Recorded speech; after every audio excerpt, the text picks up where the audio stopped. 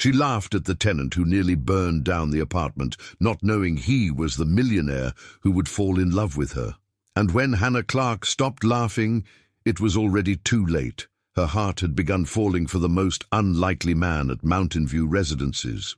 Hannah immediately dropped the drafting board, where she was meticulously sketching an ambitious urban revitalization project inspired by Denver's historic Victorian architecture.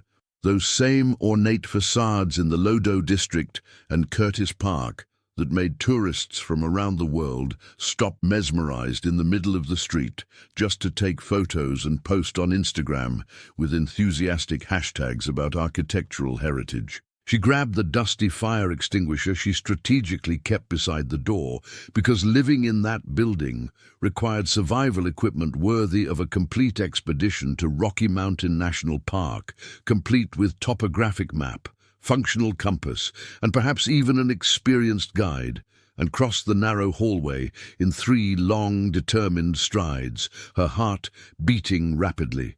She knocked on the door forcefully. Nothing.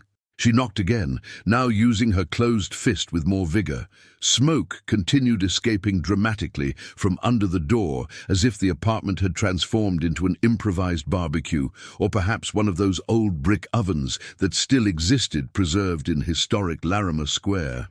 "Is anyone alive in there, or should I call the fire department now?" shouted Hannah, pounding the door for the 3rd consecutive time with enough force to hurt her knuckles. "Because if this is going to make headlines in the Denver Post or Westward tomorrow morning, I'd prefer it to be for something less embarrassing than neighbor watches fire without doing absolutely anything." The door finally opened, with a dramatic, prolonged creak, worthy of a cheap horror movie from late-night television.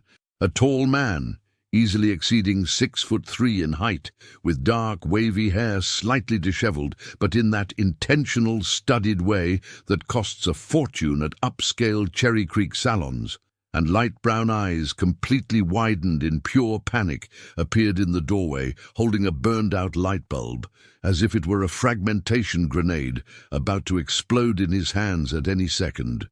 Behind him, visible through the open door, the modest living room was completely enveloped in dense, greyish smoke that looked like an action movie scene, and a terrible, acrid smell of melted plastic mixed with burned electrical wiring hung heavily in the air like a persistent olfactory reminder of a heinous crime against all known laws of modern physics. I was just trying to change the burned-out bulb," he said, his voice absurdly controlled, formal and polite, for someone who had just nearly incinerated an entire apartment and possibly the whole building together. Something went significantly wrong in the process. Hannah looked attentively at the complete scene with the trained eyes of a future architect. The cheap fixture was carbonized in an intense, deep black tone that not even high-temperature charcoal can achieve. Exposed electrical wires dangled dangerously from the punctured ceiling, like dead venomous snakes in a dramatic pose, worthy of a Mexican soap opera. And the wall around the light point displayed an irregular, asymmetric black stain that looked more like expensive expressionist, abstract art from a gallery in Santa Fe or Boulder. She couldn't hold back. She simply couldn't control it. She laughed. She laughed loud and long, with that scandalous, sonorous laugh, completely without ceremony or modesty, that her mother, Dorothy Clark, recently arrived from Grand Junction, where she worked with handcrafted Western leather goods, always categorically said was unfeminine and inelegant for a proper young lady, but which she loved precisely because of that, because genuine laughter doesn't need to and shouldn't be delicate or restrained. "Something went wrong?" repeated Hannah between uncontrollable fits of laughter that hurt her stomach and made her eyes water. "My dear man, you didn't just change a simple light bulb. You declared total, absolute war without quarter against this building's entire electrical system and lost badly. Lost so bad it hurts. Lost pitifully. Like the Broncos losing by 5 touchdowns to the Chiefs at Mile High, completely packed with organized fans." The man blinked several times in succession, clearly confused and having no idea about the specific local sports reference and not knowing exactly whether to be offended by the scandalous laughter or genuinely relieved she wasn't screaming hysterically and threatening to sue him criminally for attempted collective culpable homicide. The genuine, almost childlike confusion stamped on his masculine face was so authentic and disconcerting that Hannah had a new, uncontrollable attack of loud laughter. "Sorry, really sorry," she said between sobs of laughter, trying heroically to compose herself and control her breathing, but failing miserably. "It's pure nervousness. When I get very nervous or scared, I laugh compulsively, and you almost blew up the entire building changing a common light bulb. That's genuinely impressive on an almost artistic level worthy of an award." He finally opted for a carefully balanced expression between profound embarrassment and cautious curiosity, like someone trying laboriously to decipher whether the person in front of them is completely insane or just peculiarly eccentric. "Christopher," he said finally after a few seconds, extending his free hand with a rehearsed, almost military formality that seemed completely out of place and bizarre considering he was literally covered in black soot from head to toe. "Christopher, dear. Christopher. Just Christopher. I moved in this morning. Clearly it was a monumental error in judgment to come live here." "Hannah," she responded promptly, quickly wiping away a stubborn tear from laughing so much and firmly shaking his extended hand. The skin was too soft, too cared for, too moisturized for someone supposedly living at Mountain View residences and working with their hands. The nails were perfectly clean and trimmed with almost surgical professional precision. These definitely weren't calloused hands of someone who worked hard with heavy tools or daily house cleaning. These were pampered office hands, refrigerated air conditioning hands, weekly manicure hands. "Hannah Clark, I live right there in 304, directly across from yours. And you, my dear and apparently disaster-prone new neighbor, clearly urgently need an intensive practical lesson in how not to die tragically electrocuted before the end of this week. I gladly accept any help," he said with excessive seriousness that was almost comical. "Any guidance or instruction will be extremely welcome at this complicated moment." Hannah decisively entered the apartment with the natural, carefree ease of someone who had already put out metaphorical and literal fires in that complicated, difficult life. She strategically opened all available windows, turned on the oscillating ceiling fan, which miraculously still worked perfectly despite the clear recent attempt at premeditated electrical homicide, and carefully assessed the complete damage with the professional technical eye of an advanced architecture student accustomed to identifying serious structural problems. Christopher watched her attentively, almost studying each movement, with a clear, evident mixture of growing admiration and profound shame, like a failed student who not only blatantly cheated on the important test, but copied absolutely everything wrong, and on top of that wrote the completely wrong name on the official answer sheet. "First absolutely basic rule of survival at Mountain View residences," said Hannah, with a professorial air, dramatically pointing to the fixture that seemed to have miraculously survived a nuclear war or intense bombardment. "Never, but like never under any circumstances, mess with exposed electrical wiring if you don't know exactly and precisely what you're doing." Second equally important and vital rule, this specific building was constructed by someone who clearly and obviously passionately hated professional electricians, certified plumbers, and any normal person who minimally values their own life and physical integrity. Absolutely everything here is a deadly trap, patiently waiting to happen and cause tragedy. Third rule, and this one is by far the most important and crucial of all. Call me immediately, at any hour of day or night, before attempting to perform anything that remotely involves dangerous electricity, plumbing, open fire, flammable gas, or any minimally dangerous element from the periodic table, duly mentally noted. said Christopher, with that excessive, almost comical seriousness, and for the first time he sketched a shy, restrained smile.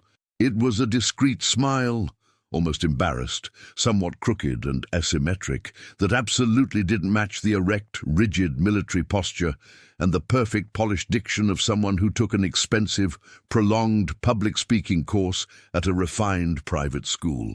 The smile was genuinely handsome, she reluctantly and mentally admitted. Handsome and authentic and somewhat awkward, as if he wasn't particularly accustomed to using it with frequency or spontaneous naturalness.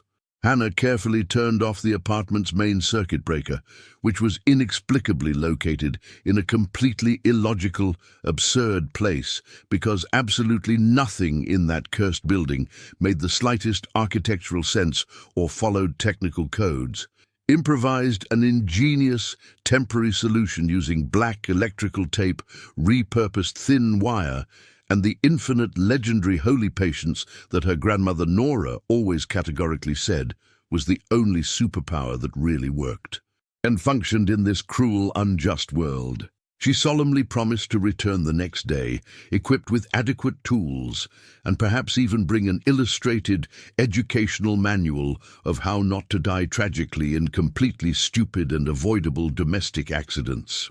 "And another important thing I need to ask," she said, already strategically positioned at the door, turning with that mischievous, slightly provocative smile she strategically used when about to drop an inconvenient truth or uncomfortable question. "Where are you originally from? Where were you born? Because that accent is too clean, too polished, too neutral." Sounds like a professional voice actor for American films or a famous network television anchor. Christopher hesitated visibly and at length. The ready, rehearsed lie was there, polished and available, but something in her direct, no-nonsense manner made him want to be at least partially and minimally honest.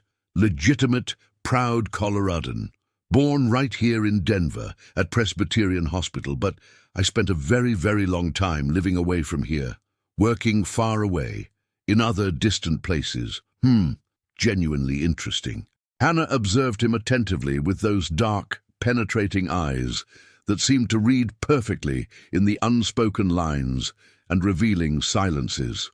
Then, welcome back to the land of craft breweries, the Rockies and Broncos football, fellow local, and officially welcome to Mountain View Residences, Christopher. Try bravely and with all your willpower not to explode anything until tomorrow morning, at least nothing truly important or vital, like the entire building or the complete block. She returned to her modest apartment, still smiling broadly and shaking her head incredulously. Aspen, her grey tabby cat that she had dramatically rescued when he was dying and malnourished near the historic Civic Center Park fountain downtown, watched critically from the worn, patched sofa with that characteristic expression of silent, implacable judgment that only aristocratic cats can master with absolute, unshakable perfection. "Don't look at me like that with that whole reproving face, Aspen," said Hannah, throwing herself awkwardly beside him on the sofa and making the feline complain irritably and protest with a sharp, indignant meow. The guy almost literally died, changing a simple common light bulb. It's simultaneously sad and pathetic and funny, like those crazy romantic comedies on cable channels, just still without the romantic part per se. For now at least. Aspen purred softly and contentedly, which Hannah optimistically interpreted as unconditional feline approval, or maybe just strategic, opportunistic hunger. With capricious, manipulative cats, one could never really be absolutely certain of true intentions or motivations. But while she resumed focused concentration on the detailed technical drawing of the architectural project, a realistic, ambitious proposal for affordable housing directly inspired by Denver's historic, imposing Victorian homes in neighborhoods like Capitol Hill and Five Points, with those ample, generous wraparound porches and generously high ceilings that allowed constant, efficient natural ventilation in Colorado's dry climate. Her stubborn, restless mind insisted on returning, persistently and repeatedly, to the mysterious, interesting man from 303. There was something profoundly and disturbingly strange about him. The clothing was visibly simple, basic white cotton t-shirt and worn jeans from use, but the cut was too expensive, too refined. That perfect, impeccable fit that only really good, expensive international tailoring can naturally provide. The hands were excessively soft, cared for, and pampered, protected hands of someone who definitely never held a rough broom or floor mop. And that impeccable theatrical diction. Good Lord, that exaggerated diction. Each word carefully pronounced with excessively rehearsed, studied clarity, as if he were constantly, rigorously and consciously monitoring himself not to accidentally reveal something compromising or secret. Christopher Dean, isolated on the other side of the narrow hallway, leaned heavily against the still smoking hot wall and finally released all the heavy air he didn't even know he was anxiously holding in his chest. Just 3 months ago, he was comfortably seated at a sophisticated, exclusive dinner with millionaire Swiss investors at the best, most expensive Italian restaurant in Manhattan, calmly discussing international multi-million-dollar acquisitions while elegantly savoring expensive Iranian caviar and rare, specific vintage French wine. Now he was literally in a tiny, suffocating 450-square-foot apartment that he himself had built, or rather, that his giant company had industrially built while he signed important papers without ever even personally stepping foot on the dirty, noisy construction site, being humiliatingly saved from his own basic domestic incompetence by an irreverent, fearless architecture student who laughed scandalously at him as if he were the funniest, most pathetic joke of the entire year. The situation's irony was so sharp and cutting, it hurt more than a freshly sharpened butcher's knife from the traditional Denver Central Market. When the scandal finally exploded publicly in the press, extremely serious structural failures in a luxury high-end building that left 16 wealthy, influential families completely homeless overnight, and one of them with serious injuries requiring prolonged hospitalization and expensive medical treatment. Christopher knew with absolute certainty he urgently and desperately needed to completely disappear from the map. The real, direct blame was entirely on his ambitious, unscrupulous partner, Robert Lancaster, that greedy bastard who systematically overcharged for construction materials, used concrete of criminally inferior quality than specified in the project, bribed responsible engineers and city inspectors without the slightest moral scruple, and still had the supreme audacity and nerve to strategically place all the blame on him when the whole situation finally came to public light and became a scandalous headline. Not because he was genuinely actually guilty of the technical failures, but the sensationalist, superficial press didn't want complex nuances or deep investigations. They didn't want to patiently know about lengthy, complicated investigations. They urgently wanted a convenient villain in an expensive suit to put on colorful covers and dramatically increase ratings. And the well-groomed, known face of Christopher Dean was stamped on absolutely all of them.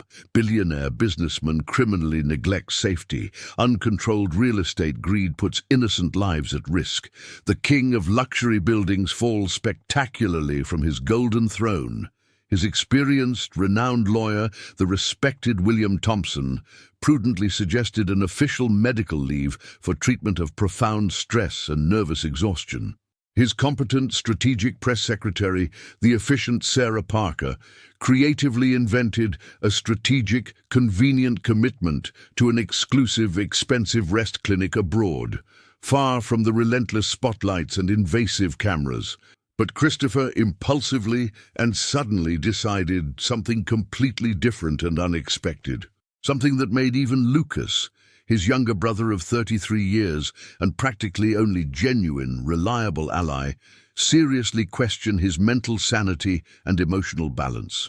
He decided to live exactly the life that thousands and thousands of people live daily and struggled in the affordable housing. He built lucratively on an industrial scale and never, not even once, visited or inspected after being completed and delivered to families. Mountain View Residences was specifically one of his numerous identical developments from the federal subsidized housing program by the government. 3 identical blocks with no architectural grace, 200 cramped, basic apartments, absolutely basic, minimal finishing, government-subsidized program. He mechanically signed the project while sitting comfortably in a luxuriously climate-controlled office, quickly approved materials, just looking at cold cost and profit spreadsheets, and never physically stepped foot on the construction site. He never wanted to know if the faucets functioned adequately, if the wiring was really adequate and safe, if the finishing was minimally decent. Now, he lived humbly in 303 of Block B, surrounded by noisy, affectionate families, small children who transformed the hallway into an official soccer field with dramatic narration and everything, and a building manager named Denise, who watched him with the sharp suspicion of someone who could smell a dangerous criminal from afar. And he had a neighbor with an absolutely scandalous laugh who had just saved him from his own monumental stupidity. Christopher honestly didn't know if he was offended, fascinated, or perhaps both things intensely at the same time in perfectly equal proportions. He picked up his expensive, latest generation cell phone.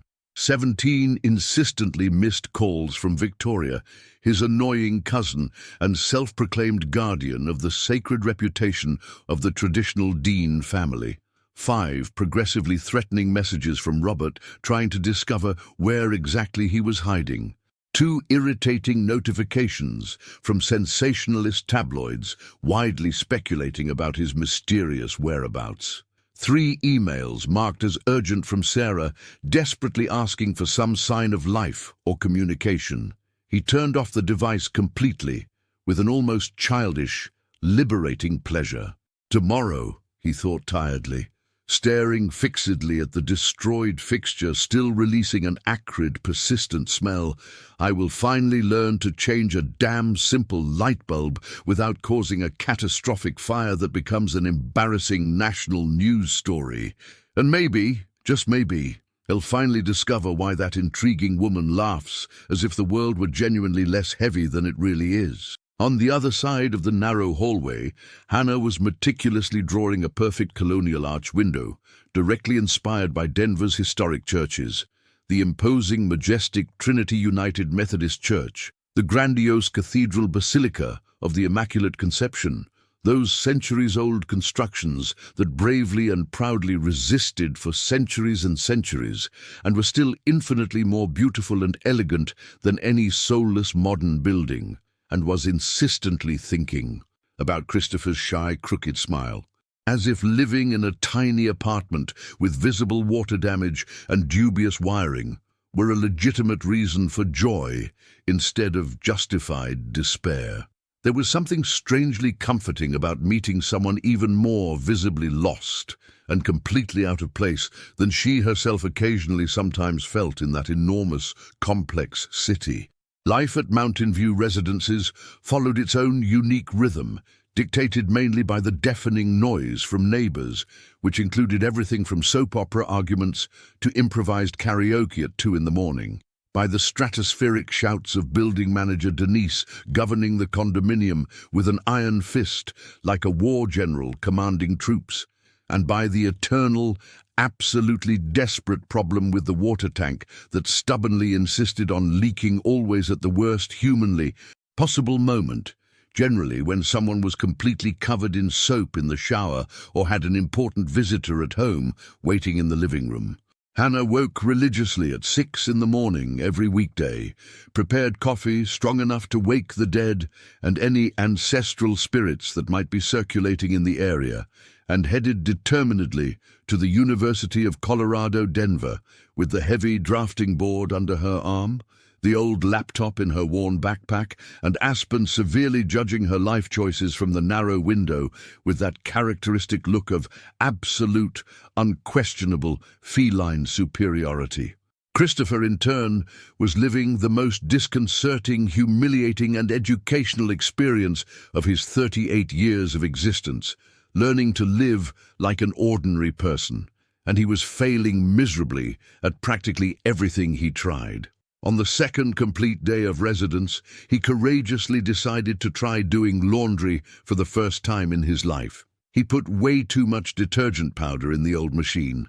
Like, way too much.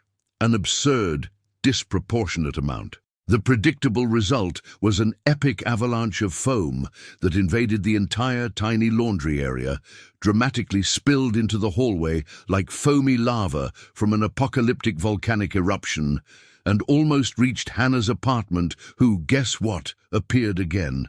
This time holding a broom as if it were a medieval Templar knight's lance, ready for the decisive battle against recurrent incompetence.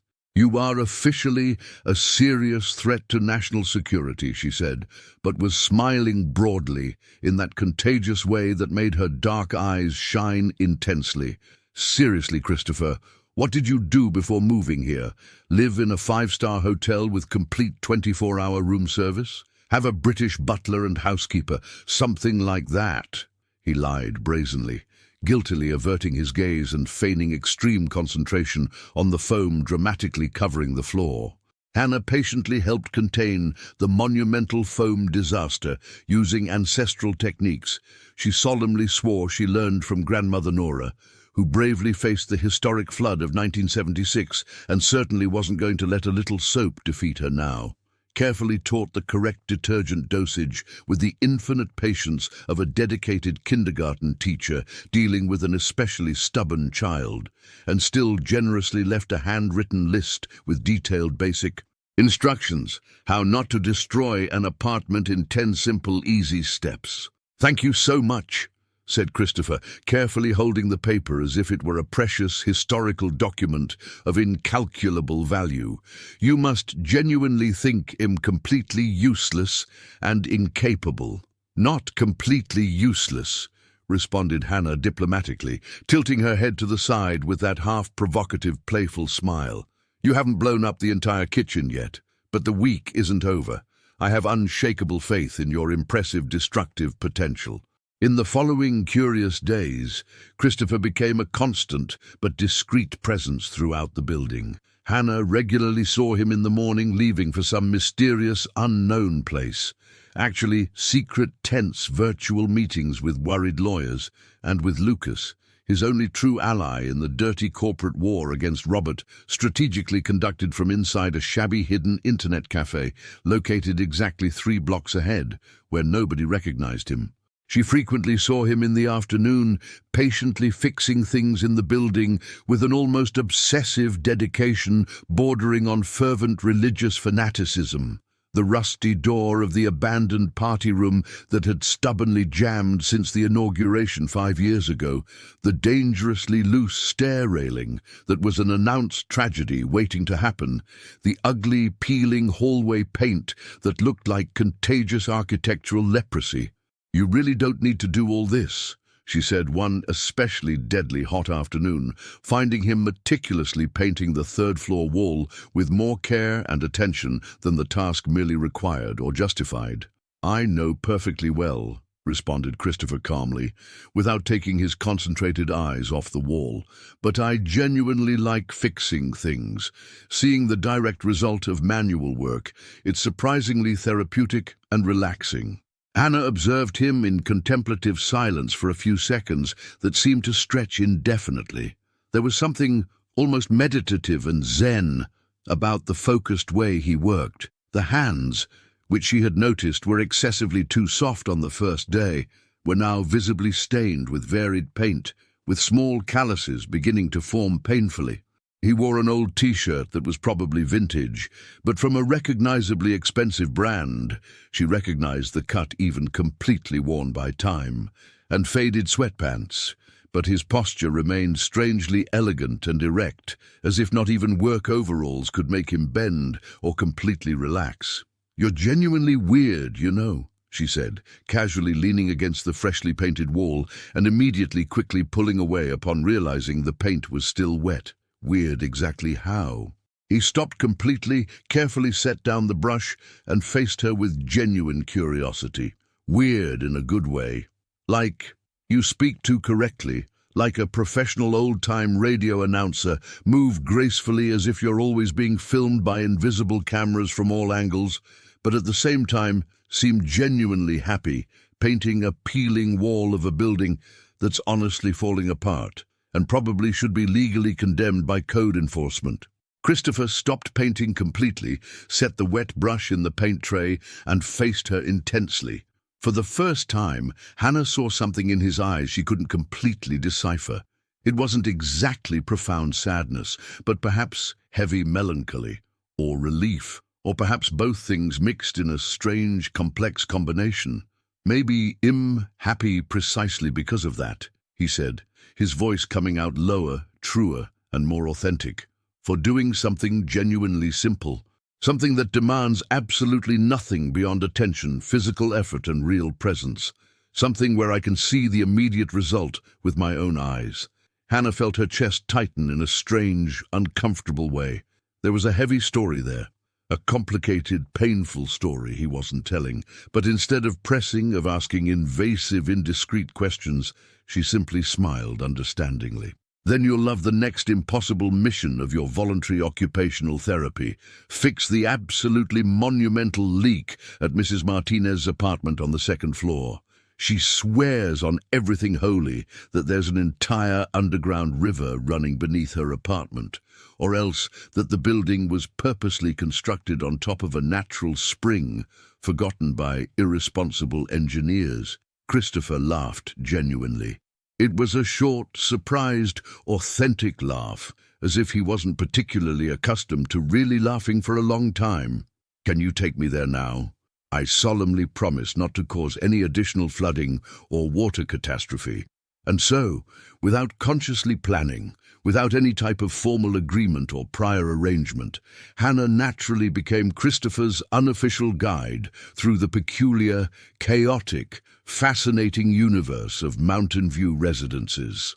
She animatedly introduced him to Pete from 302, a completely self-taught refrigeration technician who fixed absolutely anything known, using only wire, goodwill, and impressive creativity bordering on prize-worthy genius. She courageously took him to the dreaded monthly condominium meeting, where building manager Denise governed with dictatorial iron fist, professional megaphone voice, and an impressive, almost supernatural ability to transform simple discussions about cleaning fees into heated philosophical debates about the essential nature of contemporary society. She patiently taught him to negotiate with the friendly popcorn vendor on the corner, Old Joe, who had different prices depending on how much he personally liked you, and to strategically dodge the energetic children who transformed the hallway into a complete international soccer field with dramatic narration, replay, and everything. Christopher absorbed all of that with an almost reverent, studious attention that profoundly impressed Hannah. He asked intelligent, pertinent questions. He mentally noted every important detail. He observed people with genuine interest she rarely saw in anyone. "You seem like an English anthropologist studying an exotic, isolated tribe in the deep Amazon," joked Hannah one evening while they walked back from a trip to Mr. Johnson's corner store, which was 3 streets down and sold absolutely everything, from frozen Colorado green chili to scent candles for those who needed spiritual protection. "Maybe I'm doing exactly that," admitted Christopher with surprising, disconcerting honesty. "I'm learning to truly live for the first time in my life." The phrase hung suspended in the hot air, too heavy to be merely poetic or philosophical. Hannah abruptly stopped walking, turned to him under the yellowed, flickering light of the street lamp that the city never fixed properly. "Learning to live now. Christopher, you're 30. How many years old exactly?" 38 complete. 38 years old and you're learning to live only now." There was genuine curiosity in her voice, without any judgment, just sincere desire to understand. He hesitated at length. The lie was there, on the tip of his tongue, ready, meticulously rehearsed, polished, but something in the way Hannah looked at him, without severe judgment, just with genuine curiosity and perhaps a bit of sincere concern, made the truth want to come out forcefully. Let's say I spent a very, very long time living in a way that wasn't really, truly living. It was just executing functions, fulfilling tasks, performing expected social roles. Hannah nodded slowly, as if understanding much more than he had said aloud. "Well, then you chose the absolutely right place for that," she said, resuming walking with bags swinging. "Here, we live intensely. Even when we're fixing catastrophic leaks at 2 in the morning or heatedly discussing the fate of the world at condominium meetings." They laughed together, and the sound echoed through the silent, empty hallway. But while Christopher entered his apartment and Hannah entered hers, doors that faced each other like a cruel or generous invitation from fate, neither noticed the elegant, completely out-of-place figure watching everything from the stairs with a growing expression of aristocratic horror. Victoria Dean had just arrived in Denver after catching an emergency, rushed flight from Boston.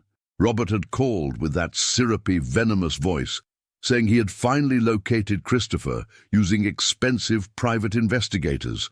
And Victoria, always zealous about the sacred reputation of the Dean family and the traditional name they had carried for generations, decided to personally see what exactly her cousin was doing in that deplorable, shameful hideout. What she saw left her absolutely horrified and disgusted.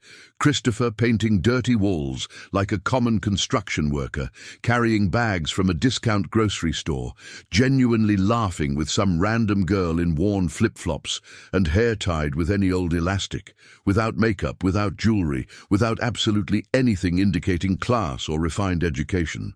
She grabbed her expensive phone with trembling hands of indignation and quickly typed an urgent message to Robert. "Found him, and it's infinitely worse than we imagined. Much worse." Robert responded almost immediately. "Excellent. Now let's destroy this ridiculous farce. Prepare yourself." Hannah Clark never, not even in her most delirious dreams or most secret hidden fantasies, thought she would fall in love with someone who couldn't tell a Phillips screwdriver from a flathead. But there she was, at 24 years old, feeling inopportune, inconvenient butterflies in her stomach every time she saw Christopher fixing something, usually completely wrong, always with such touching, sincere dedication. It was almost poetic and moving.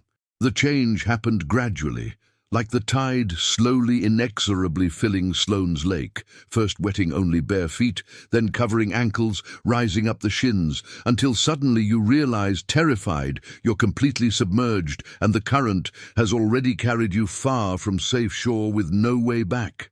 It started with small, almost imperceptible, subtle gestures. Christopher appearing at her door early in the morning with coffee, an absolutely horrible coffee, too bitter, strong to the point of seeming like poison, but made with such visible care and meticulous attention that she drank every bitter drop pretending it was delicious and hiding involuntary grimaces. Christopher asking about her drawings with genuine, unfaked interest, really curious, asking intelligent questions about architectural proportions, environmental sustainability, and universal accessibility. Christopher staying up late at night patiently helping her assemble a complicated model for college, his large, clumsy hands desperately trying to glue tiny bits of paper without destroying absolutely everything in the delicate process. "Are you absolutely sure you should be an architect?" joked Hannah when he, for the third consecutive time, glued the window exactly where the roof should be. "Absolutely certain," responded Christopher with that shy, crooked smile she was beginning to secretly, unwillingly love. "I'm terrible at this, which means I'll never compete professionally with you. You can shine alone without fear of competition." But it was on a sweltering Friday in June, during the neighborhood's traditional lively 4th of July celebration, that something changed definitively and irreversibly between them. The party was happening animatedly in the plaza in front of the residences, completely transformed for the special occasion. Colorful streamers crisscrossed the space from side to side, forming an improvised ceiling. An enormous bonfire crackled lit in the center, with the characteristic smell of burning wood and tradition. The irresistible, tempting aroma of grilled corn and sweet kettle corn hung in the hot air mixed with good smoke, and a powerful sound system played authentic Colorado country music, alternating with classic rock and roll. There were little booths selling fresh Rocky Mountain oysters, Colorado green chili, funnel cakes, corn dogs, and creamy ice cream. The smell of frying onions mixed with the aroma of cinnamon and sugar from the churros. Hannah was literally dragged by her determined mother, Dorothy Clark, who had come especially from Grand Junction for the celebration, bringing the famous Western jerky that was a hit at all family parties, who categorically insisted the daughter urgently needed to get out of those endless drawings and live a little before becoming a confirmed spinster. "Mom, I'm 24 years old," protested Hannah. "Exactly. Your cousin Jennifer at 24 already had 2 kids, argued Dorothy with the unshakable logic of a Western mother. Christopher appeared hesitant, visibly uncomfortable, clearly completely out of his natural element. He wore a plaid flannel shirt that seemed too new, still with visible fold marks from the original packaging, and nervously looked around with that expression of someone who had just landed on a completely unknown planet and had no instruction manual or translator. "First 4th of July party ever?" asked Hannah, magically appearing beside him like a saving angel and bringing 2 steaming hot dogs in her hands. "Is it that obvious? Am completely lost? You have the posture of someone about to make a hugely important presentation to serious international investors, not someone who's going to eat grilled corn and line dance until sunrise. Relax, man. This is a party, not a business meeting." He gratefully accepted the hot dog, but remained tense and rigid, shoulders completely stiff. Hannah noticed something she hadn't really noticed before with such painful clarity. Christopher simply didn't know how to relax. Not truly, not genuinely. Even when he laughed, he seemed to be constantly monitoring himself. Even when helping someone, he seemed to be fulfilling a predetermined checklist task. "Come here," she said decisively, taking his hand without asking permission. The skin was warm, slightly rough from so much recent manual work, already with small calluses forming. "I'm going to teach you to really line dance, the Colorado way that's been danced here forever. Hannah, I really don't know if—" "It's not a polite request. It's a direct military order," she interrupted, pulling him with determination. "I'm going to apply my newly discovered power as architect responsible for the building renovation project. It's absolutely mandatory and compulsory." She determinedly dragged him near the crackling bonfire, where couples of all possible ages danced happily together. Small children ran in circles, shouting and laughing, and old Ray, her father, who had come especially from Colorado Springs, where he worked as an experienced tour guide at Garden of the Gods, played fiddle with the contagious enthusiasm of someone who never needed an elaborate reason to be happy. "Hey, Ray, play that country tune Grandpa loved," shouted Hannah. "For you, darling. You'll play with my eyes closed," he responded, launching into a slow country ballad that made everyone cheer. Hannah placed her hands on Christopher's broad, tense shoulders. He, hesitant and completely awkward, placed his large hands on her waist with excessive cautious care, as if she might break at the slightest stronger touch. They were ridiculously uncoordinated, repeatedly stepping on each other's feet, laughing embarrassed at their own catastrophic mistakes, but gradually, miraculously, they found their own rhythm. It wasn't pretty, it wasn't technical, but it was genuinely theirs. "You're getting surprisingly good at this," Hannah lied brazenly. "You're being extremely kind and charitable," responded Christopher, and there was something different in his eyes now.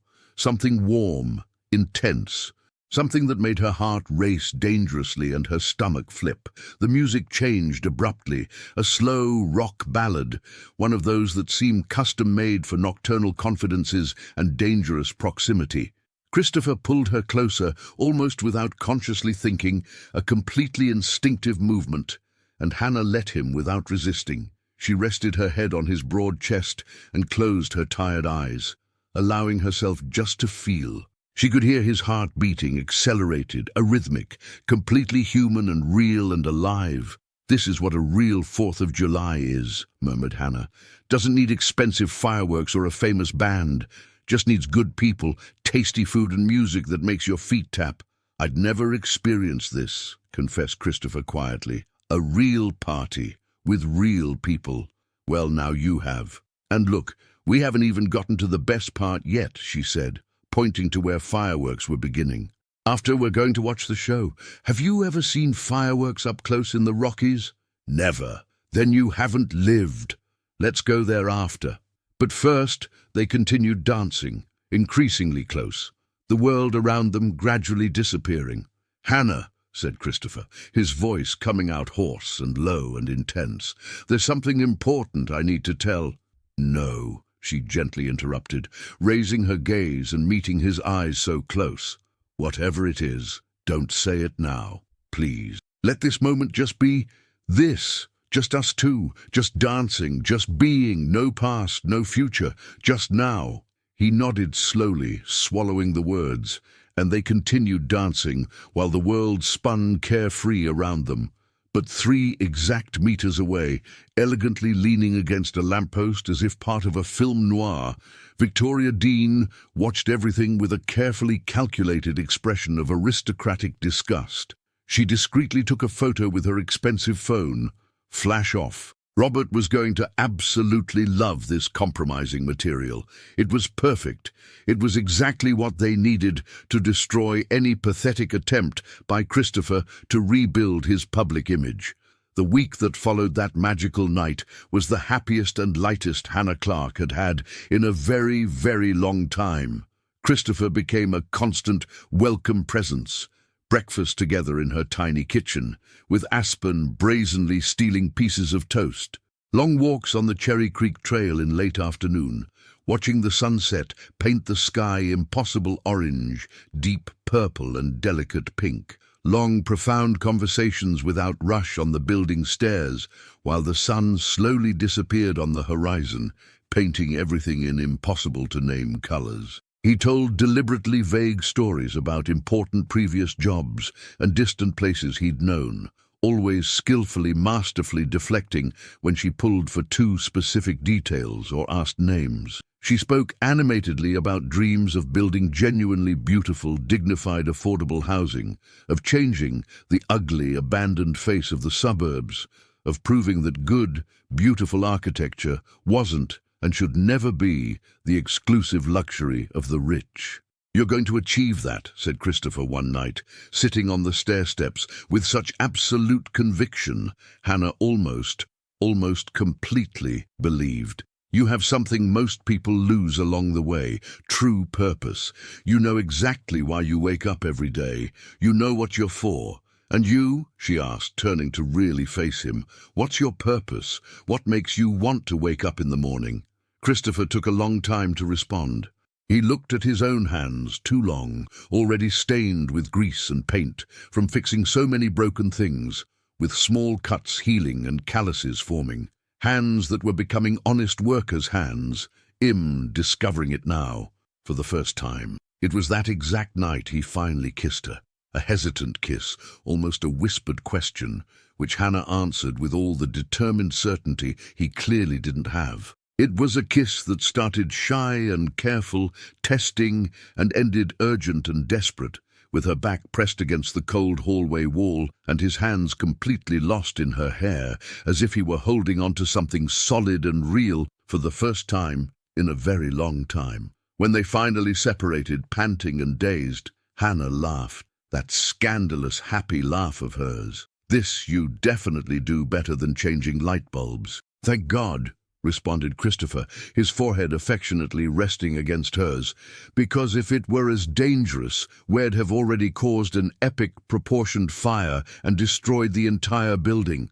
But while they laughed, embraced in the hallway, lit only by the weak flickering light the city never changed, Victoria methodically typed a calculated email to the family's press office.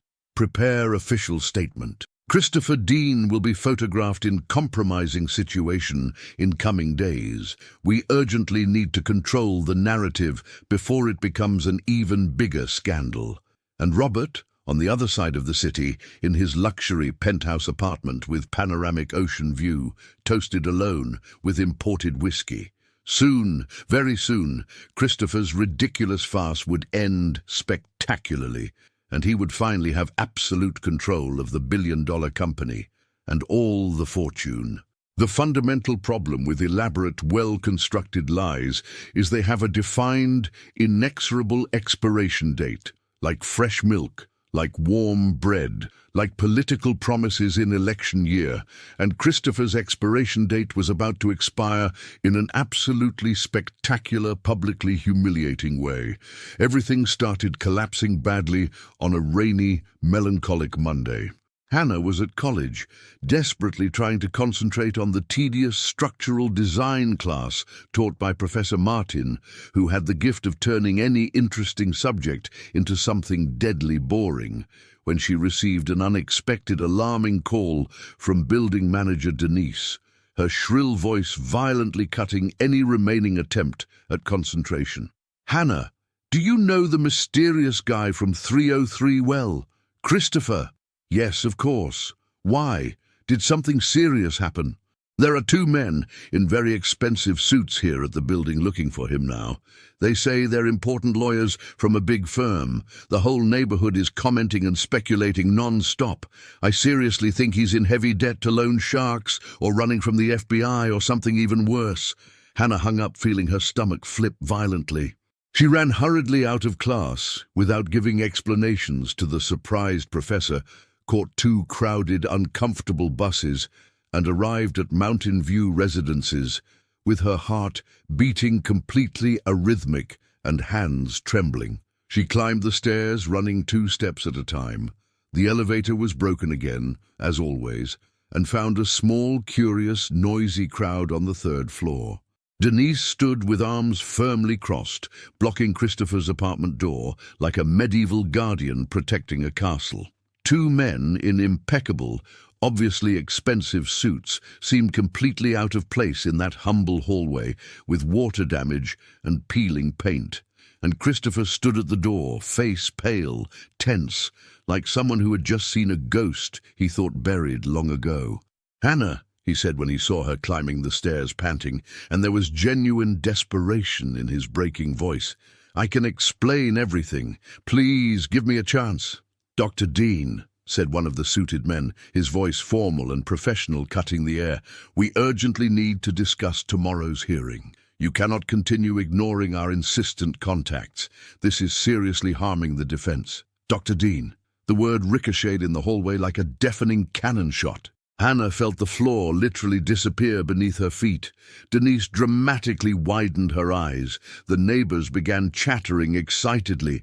"Doctor," repeated Hannah, her voice coming out much weaker than intended, almost a whisper. "Christopher, what exactly is he talking about? What hearing? What defense?" Christopher closed his eyes with painful force. He breathed deeply, chest visibly rising and falling. When he opened his eyes again, they were another person's eyes. Or perhaps the person he always was, and Hannah never, not even once, truly knew. "Let's talk inside," he said, his voice suddenly firm, controlled, executive, completely different from the Christopher she knew. Hannah entered the apartment like an automaton. The lawyers followed with expensive leather briefcases, began speaking rapidly about complex lawsuits, multi-million-dollar settlements, sophisticated legal strategies. They spoke naturally of millions of dollars, of giant companies, of corporate scandals she vaguely remembered seeing headlines in newspapers months ago. And Hannah simply listened in silence, trying to assemble an impossible puzzle whose pieces made no logical sense. "The hearing is tomorrow at 9, Dr. Dean," said one of the lawyers. "We need to review the testimony. The prosecutor will be aggressive about your absence during the crisis." "And the press?" asked Christopher. "It'll be a full press conference. Robert Lancaster already gave an interview yesterday saying you cowardly abandoned the company." When the lawyers finally left, after Christopher categorically promised he'd be at the office the next day at 7 in the morning, The silence that remained was absolutely deafening and heavy. "Hannah, who are you?" she interrupted, her voice trembling uncontrollably. "And don't give me that empty story of I can explain, because clearly you can. You have a lot to explain, so explain, now. Everything, from the beginning." Christopher nervously ran his hand through his hair. He seemed to have aged 10 years in 10 minutes. "My full name is Christopher Dean. I'm owner and founder of Dean Construction and Development, the largest civil construction, real estate development, and urban development company in the entire Rocky Mountain region. I built this building, and 500 others exactly like it scattered across the country. Thousands of apartments. Dozens of luxury condominiums, too. Each word was a calculated stab." Hannah sat heavily on the sofa because her legs simply couldn't support her anymore. You own this building?" The voice came out almost inaudible. "Yes. And you were here? Why exactly? Doing market research? Having fun playing poor? Collecting quaint stories to tell at gala dinners with your rich friends?" "No!" His voice came out too loud, too desperate, breaking control. "Hannah, it wasn't anything like that. I swear Then how was it, Christopher?" She stood abruptly, rage beginning to replace paralyzing shock. "You pretended to be poor, pretended not to know how to change a light bulb, pretended not to know how to do laundry, pretended to like me. Was it all pretense, all lies? What was I? Entertainment, an experiment? I never pretended to like you." He took a step forward but stopped completely when he saw Hannah recoil in fear. "Everything I felt for you was real. Everything, every moment, every conversation, every laugh, every kiss, everything was true, but everything you told me was a blatant lie." He couldn't deny it, because it was pure, simple truth. Hannah felt tears burning dangerously, but she wasn't going to give him the satisfaction of seeing her cry. "You know what's worse?" she said, her voice breaking despite heroic effort. "It's not even the fact you blatantly lied about everything. It's that I completely opened up to you. Told you about my deepest dreams, all my insecurities, how absurdly difficult it is to be taken seriously when you're poor and female in a course dominated by rich men with last names. And you were there, owner of everything, watching me as if I were an interesting social experiment, an anthropological case study. It wasn't like that," Christopher implored, his voice completely broken. "Hannah, please, let me properly explain. The scandal, the press, why I came here, why I lied." "I don't want to know," she cut him off, heading toward the door with determined steps. "I don't want to know about your rich life with rich people problems. I don't want to be the poor girl who served to make you feel human again. The experience that made you grow personally. The phase you'll tell your friends about. Hannah, wait, please." She stopped at the door, but didn't turn around. She didn't trust herself to look at him without falling apart. "You know what I liked most about you, Christopher? It was that I thought I'd finally found someone who saw me, truly, not as a social project, not as a socio-economic research statistic, but as a complete person, with dreams, with inherent value. But I was completely wrong. You never saw me. You only saw what you wanted to see, what you needed to see to feel better." And she left, closing the door with more force than necessary, the sound echoing through the hallway. Christopher stood in the middle of the empty room, hearing her footsteps moving away down the hallway, then quickly descending the stairs. He wanted to run after her, wanted to shout, wanted to do anything, but remained completely paralyzed, because he finally understood with painful clarity. He had achieved exactly what he came looking for. He'd learned to live like an ordinary person, and he'd learned it in the worst possible way, by losing the only person who had made him genuinely want to be better. On the other side of the hallway, Hannah locked herself in the apartment and finally let the tears fall without control. Aspen jumped worriedly onto her lap, purring softly, as if understanding perfectly that his owner's heart was shattered into thousands of pieces. And 3 floors below, elegantly hidden behind a column, Victoria Dean smiled with satisfaction. She photographed everything. Everything was going better than she'd planned, much better. The news exploded like an atomic bomb on Tuesday morning. Billionaire businessman hides in affordable housing after corporate scandal. The sensationalist headline came accompanied by calculatedly chosen photos. Christopher painting a wall with concentrated expression. Christopher at the corner store humbly buying rice and beans. Christopher dancing intimately with Hannah at the 4th of July celebration. The images had extremely calculated angles, professional framing that made everything seem like cheap reality show staging, making Hannah appear either conscious accomplice or complete naive idiot. Perhaps both things simultaneously. She woke startled, with 27 accumulated missed calls. Her mother, Dorothy Clark, was at the door at 7 in the morning sharp, with the newspaper in trembling hands and expression violently oscillating between profound concern and ancestral Western fury. "Hannah Marie Clark, explain to me immediately what the hell this is." The voice echoed through the entire hallway. Hannah took the newspaper with trembling hands. There she was, genuinely smiling at Christopher, completely oblivious to the terrible fact she was being secretly photographed. The malicious, cruel caption said, "Poor student romantically involved with disguised businessman. Calculated gold digging or real romance?" She felt her stomach flip violently. College was infinitely worse than a nightmare. Penetrating stares from all sides, malicious whispers poorly disguised. Some classmates feigning superficial solidarity while clearly delighting in the scandalous drama. A professor made a joke in terrible taste about not mixing architecture with opportunistic social climbing. Hannah stoically endured until the break, locked herself in the bathroom and called Christopher with uncontrollably trembling hands. He answered before the first ring completed. "Hannah, thank God." "Did you see the newspapers?" Her voice came out breaking. "I saw everything. I'm dealing with it. My lawyer's already filed suit. The press office is—" "I don't want lawyers, Christopher." Her voice echoed in the empty bathroom. "I want this to stop immediately. I want people to stop now looking at me as if She couldn't finish. She began crying uncontrollably and hated herself profoundly for it. Christopher remained in heavy silence on the other side of the line, and somehow incomprehensibly that silence hurt more than any words could hurt. "I'm sorry," he finally said, his voice completely broken. "Hannah, I never wanted you to get hurt like this. It was never my intention. But I did get hurt," she responded, wiping tears with rage at herself. "And I don't know if I can forgive you for this. I don't know if I want to try." She hung up abruptly before he could respond anything.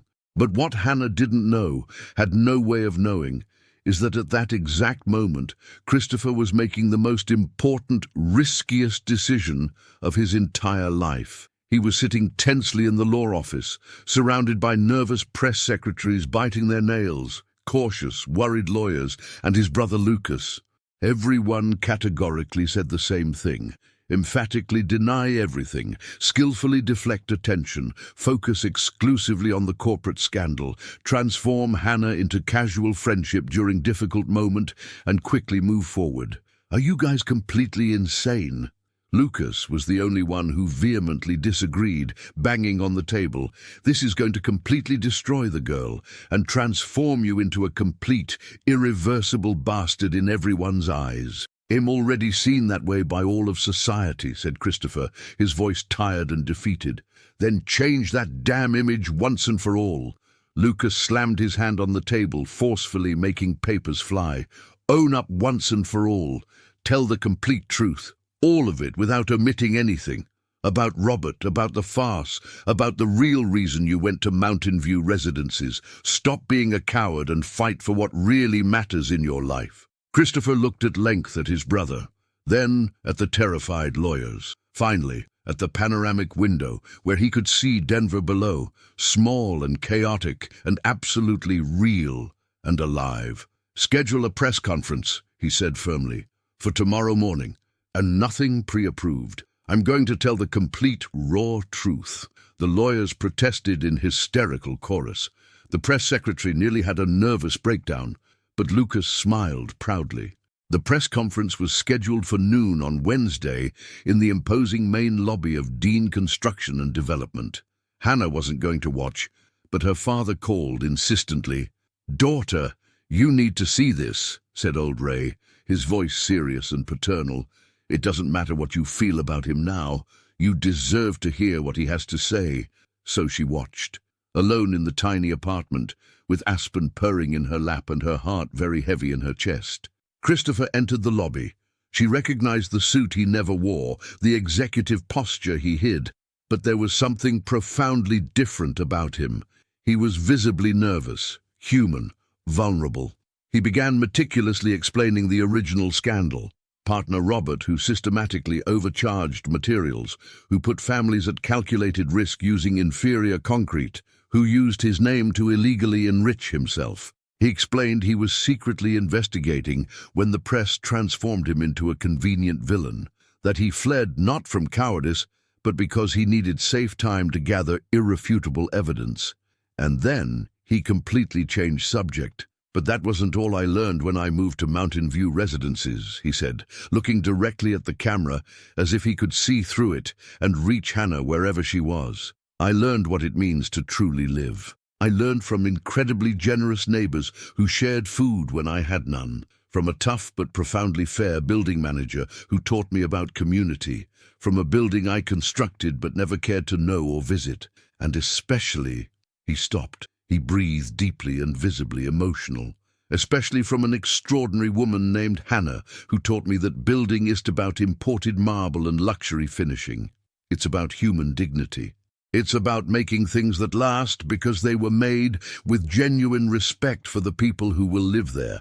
Hannah taught me to be better, and I profoundly, unforgivably disappointed her by pretending to be who I'm not, lying cowardly."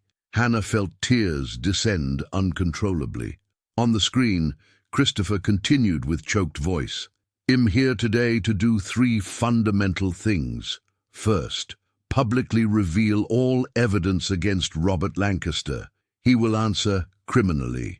Second, announce that Dean Construction and Development will generously compensate every family affected by the scandal and completely renovate the Riverside Towers, using the quality standards that should always have been applied from the beginning. More than that, we'll renovate Mountain View Residences for free too, because it deserves dignity. Third, publicly apologize to Hannah Clark for exposing her, for lying, and for not having the courage to be honest when there was still time." He pulled a crumpled paper from his suit jacket's inner pocket. Hannah immediately recognized it, with her heart squeezing. It was the list she'd made for him. How not to destroy an apartment in 10 simple steps. "She gave me this on the second day we met," said Christopher, his voice visibly choking, "and I kept it as if it were the most valuable thing I have. Because it is. It's proof someone cared enough to teach me to be human, to truly live." Total silence in the packed lobby. On social media, the video was already going viral. Christopher carefully folded the paper like a relic and concluded, "I don't expect forgiveness. I don't deserve it. I don't expect a second chance. I only hope people understand that sometimes we need to completely lose ourselves to learn who we really are.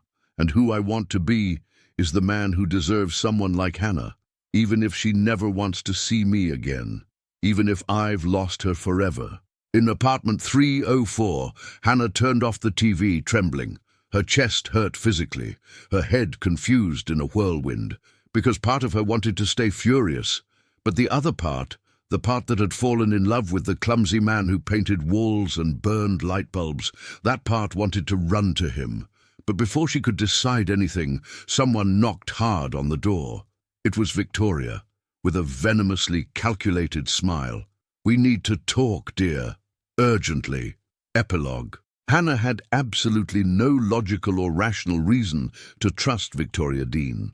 The woman appeared at her modest apartment like someone visiting an exotic zoo or tourist favela, looking around with that characteristic expression of morbid curiosity and aristocratic superiority that rich people have when confronted with others' poverty.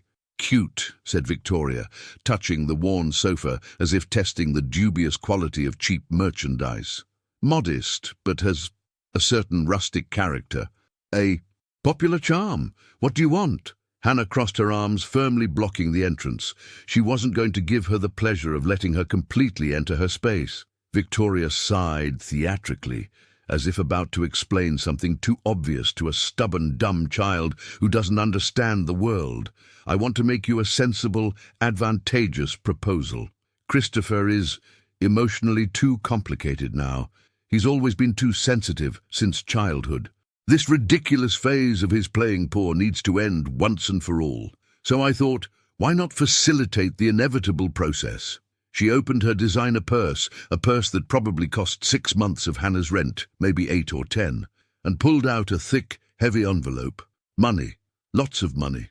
$200,000, said Victoria, extending the envelope like offering candy to a poor child, for you to completely disappear from his life. Move to another city, finish your degree somewhere far away, start a new distant life. Everyone wins with this.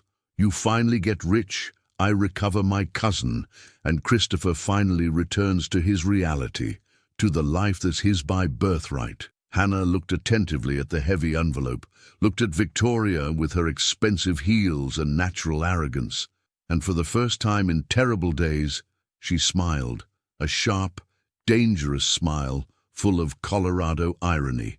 You know what's funny? She said, calmly taking the envelope from Victoria's hands. The woman smiled triumphantly and superior, thinking she'd won. I knew you were intelligent, finally showed good sense. What's funny? Continued Hannah, deliberately opening the envelope and letting the money fall to the floor like useless confetti, is that you really think this impresses me. That you seriously think I fell in love with Christopher thinking it gained something material from it. Victoria's eyes widened in shock, seeing all the money scattered across the cheap ceramic floor.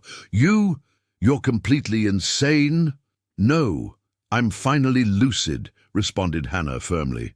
I spent 3 days questioning whether I loved the right person, whether I let myself be fooled, whether I was an idiot. But I just understood something watching that press conference. I didn't fall in love with the owner of the billion-dollar company.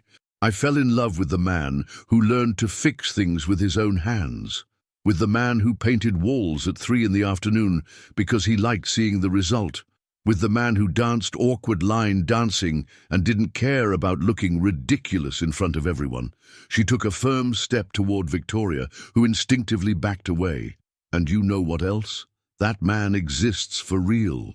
Is there inside Christopher, suffocated by people like you who keep trying to stuff him back into an expensive glass box. But he exists. I saw with my own eyes. I knew him, and if I have to fight so he doesn't disappear again, I'll fight, tooth and nail. Victoria recovered her aristocratic composure, but the superiority mask had visible cracks. You don't know what you're getting into. Our family, our name, our power. I don't care about your family. Hannah cut her off. Now get out of my apartment before I throw you down the stairs along with your dirty money. Victoria left offended, but before going down, she turned one last time. You'll bitterly regret this. Maybe, said Hannah, but it'll be by my choice, not yours. Hannah closed the door and leaned against it, trembling. Aspen affectionately rubbed against her legs, purring approval. She looked at the money still scattered on the floor and felt like laughing and crying at the same time. She grabbed her phone, typed a message, deleted it, typed again, deleted again. Finally, she simply called. Christopher answered before the first ring completed, his voice desperate. Hannah, your cousin just tried to bribe me with $200,000. Shocked silence on the other side. Victoria did what? She offered me $200,000 to disappear from your life. Hannah, I swear I knew nothing. I never authorized it. I know, she interrupted, her voice calmer than she felt. And I sent her far away from here with her money. Christopher let out something between a laugh and an emotional sob. You really refused $200,000? I refused, confirmed Hannah, because I finally understood something. You lied about who you were, but I was also lying to myself. How so? I was lying that I didn't care, that I could simply erase you, that what I felt was just confusion. But it wasn't. It isn't. Christopher, I love you. I love the man you were trying to be when you lived here, and I'm afraid that man will disappear if you completely return to your old life. His breathing was irregular on the other side of the line. Hannah, listen. I urgently need to see you. Now. Can I come there? No, she said firmly. What? Don't come here. Not yet. First, you need to completely resolve things with Robert, with the company, with your family. You need to prove, to yourself, not to me, that you can be that man for real, not because you're hiding, but because you choose to be. And after? His voice was loaded with fragile hope. After, well, see. But Christopher, don't disappoint me again, because next time I won't have the strength to forgive you. I won't be able to. I won't disappoint, he solemnly promised. Never again. The following 3 months were the craziest, most public of Christopher's life. The lawsuit against Robert became daily national headlines. The renovation of the Riverside Towers was covered by TV programs. Christopher gave interviews, publicly admitted mistakes, assumed responsibilities, but more importantly, he returned to Mountain View residences, not to live, but to finish what he'd started. He personally led the complete building renovation, replacement of all wiring, definitive water tank repair, complete painting. He hired Hannah as official project consultant. She accepted, but put one condition: no favoritism. She would be paid market value, and her ideas would be evaluated like any architect's. They worked together, but not together. Professional meetings, formal emails, safe distance, until the day the work finished. It was a sunny Saturday in September.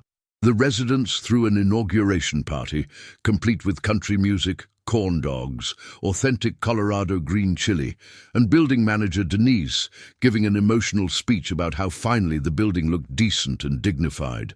Christopher was there, but quiet, watching from afar. Hannah went up on the improvised stage and emotionally thanked everyone.